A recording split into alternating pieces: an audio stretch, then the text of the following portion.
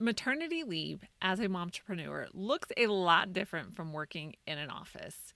Being a momtrepreneur means juggling the responsibilities of running a business and raising a family.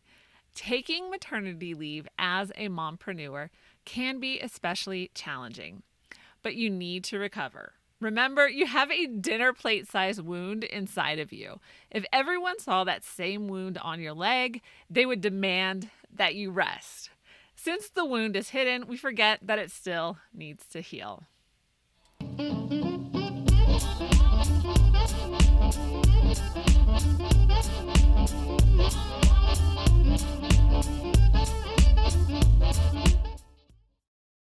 Hey moms, so welcome to the Life Unboxed podcast where we talk about all things momtrepreneur. I am Jodie the mom, a successful virtual assistant and homeschool mom of 6. So I'm kind of an expert at maternity leave in the office and as a freelancer. My goal is to give you as much help as possible so you can confidently start a business and homeschool your kids. I have tons of resources for you, so check the links in the description below. Now let's get into this week's topic. Not only do you need to prioritize your healing, but you also need to bond with your baby. And then, of course, there is the sleep deprivation. So long before you pack your mommy-to-be hospital bag, you need to plan your maternity leave. Okay, so let's talk about the difference between taking maternity leave as a mompreneur and an office worker. So I worked as a corporate workhorse with my first 4 kids. I maxed out my maternity leave each time. Typically, it was 10 to 12 weeks. Some dudes that I worked with always called it a vacation, but we won't go there right now. I knew that time with my baby was important, and it was always a struggle to go back to the corporate grind. Each time I gave birth, it reminded me about how much I needed to change how I worked. So for my last 2 kids, I was a freelancer. So that completely changed how I took maternity leave. For instance, instead of maxing out the time off, I only took 2 to 3 weeks off. I found it to be enough time, and I needed to make money, and I could also ease back into the daily schedule. Planning maternity leave as a mompreneur. So as a mompreneur, you will plan your maternity leave a lot differently. You are in control of your schedule, so it doesn't need to be a hard transition. You can ease back into working for your clients, and it may be checking email during a 2 a.m. feeding, because what else are you going to do? You are the queen of your schedule, so you get to decide what that schedule looks like. And remember, this is not the time to plan a new project or to set out ambitious goals. As a mom of 6 kids, I know from experience that it takes a while to recover from giving birth and adjusting to your new baby. So give yourself grace. And, I think I finally got, I don't need to jump up and clean the whole house the day after I give birth by the 6th one. So give yourself a lot of grace. And if you're a homeschool mom, you may also need to plan time off from school. But that's the best part of homeschooling. You can. So here are my 5 tips to help make the transition smoother and ensure successful return to work. Number 1, plan how long you will take. Yes, this is the most important step. Think through how long you can be away from your clients, how it will affect your budget, and if you have someone who can help. The great thing about freelancing is that you can ease back into your schedule. So you may take 2 to 3 weeks off, but start back up working half the normal hours. Taking maternity leave as a mompreneur gives you a lot of flexibility. For baby number 5, I took 2 weeks off. Then I eased back into my workday. For baby number 6, she was due mid-December, so I just took the rest of the month off. Christmas time is a slower time, so I knew it wouldn't have a tremendous impact on my clients. Number 2, cover for you.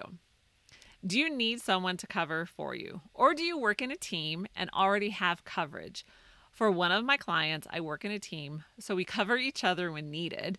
And it was easy to take maternity leave knowing someone was picking up those time-sensitive emails.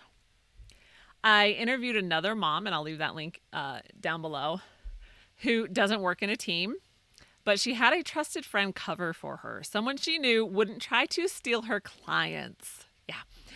Getting someone to cover for you will be unique to your working situation, and there are several ways to do it.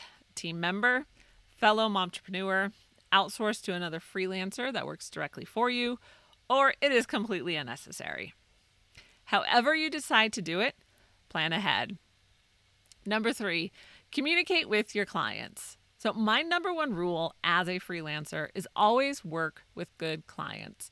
There are too many good people to settle for a bad client.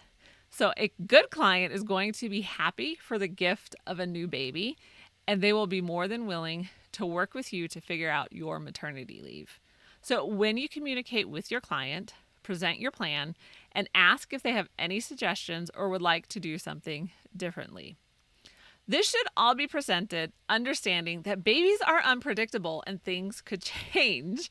If you end up with an emergency C-section, you may need to take longer off because the healing time is longer, and I can't imagine sitting at a desk while you're still healing from that. The most important thing is to communicate as everything progresses. For baby number 5, I ended up getting induced early because of high blood pressure, so that shifted things a bit at the last minute. For baby number 6, she was 4 days late, so that also changed things up. Number 4, save for it. Paid vacation or paid maternity leave is one of the downsides of being a freelancer. For me, the trade-off of being the queen of my schedule is totally worth it. And also working with fantastic clients. You have 9 months to save for your maternity leave, so start putting money aside to cover your minimum budget while you're not working. For example, if your family counts on your bringing in a minimum of $400 per week and you are taking 3 weeks off for maternity leave, then you need to save $1,200 to cover your maternity leave because you don't want to worry about money right after you have a baby. Number 5, enjoy it. As much as you can, enjoy your maternity leave. I know that is not always possible because of adjusting to a new baby. It can be difficult. And if you have a high needs baby, number 6 was extremely high needs, link in the description below, that can make enjoying maternity leave more difficult. And have I mentioned the sleep deprivation?